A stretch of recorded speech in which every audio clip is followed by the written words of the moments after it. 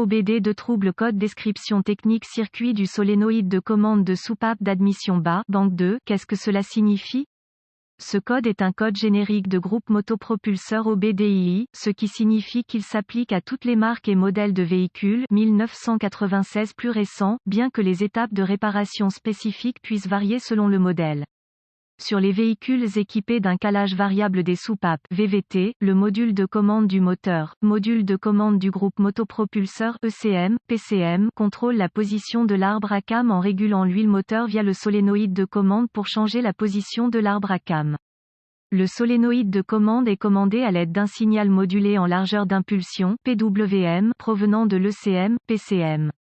Le CM, PCM surveille ce signal et si la tension est inférieure aux spécifications, il définira ce code de panne et allumera la lampe témoin de dysfonctionnement 1000. La rangée 2 fait référence au côté du moteur qui ne contient pas le cylindre croisillon 1. Assurez-vous de vérifier selon les spécifications du fabricant. Le solénoïde de commande de soupape d'admission est généralement situé du côté du collecteur d'admission de la culasse.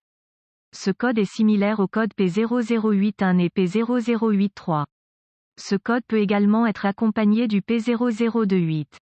Symptômes. Les symptômes peuvent inclure, vérifier que le voyant du moteur est allumé, témoin de dysfonctionnement, le véhicule peut souffrir d'une mauvaise accélération et d'une économie de carburant réduite.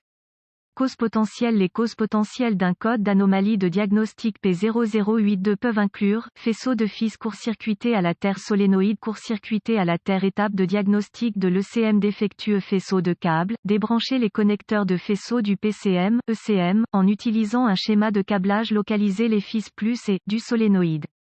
Le solénoïde peut être contrôlé côté terre ou côté puissance, selon l'application.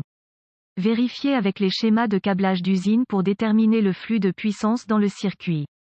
À l'aide d'un voltmètre numérique DVOM réglé sur le réglage de volt, vérifiez la tension avec le fil positif sur la batterie du véhicule et le fil négatif sur chaque fil du solénoïde de commande.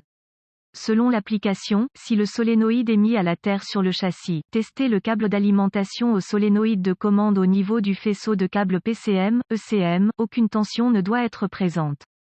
S'il y a de la tension, vérifiez s'il y a un court-circuit à la masse dans le câblage jusqu'au solénoïde de commande en débranchant les connecteurs et en revenant au solénoïde.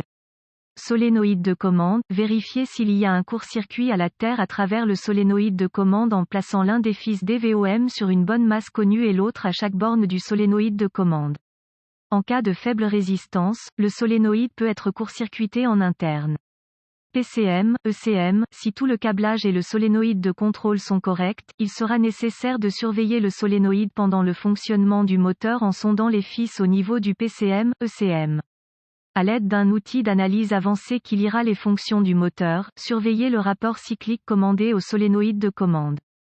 Il sera nécessaire de surveiller le solénoïde pendant le fonctionnement du moteur sous différents régimes moteur et charge. À l'aide d'un oscilloscope ou d'un multimètre graphique réglé sur l'échelle du rapport cyclique, connectez le fil négatif à une bonne masse connue et le fil positif à l'une des bornes du solénoïde lui-même. La lecture sur l'outil multimètre doit correspondre au rapport cyclique commandé sur l'outil d'analyse. S'ils sont opposés, la polarité peut être inversée, connectez le fil positif de l'autre borne de fil au solénoïde et testez à nouveau pour vérifier. Si aucun signal n'est détecté par le PCM, il peut y avoir un problème avec le PCM lui-même.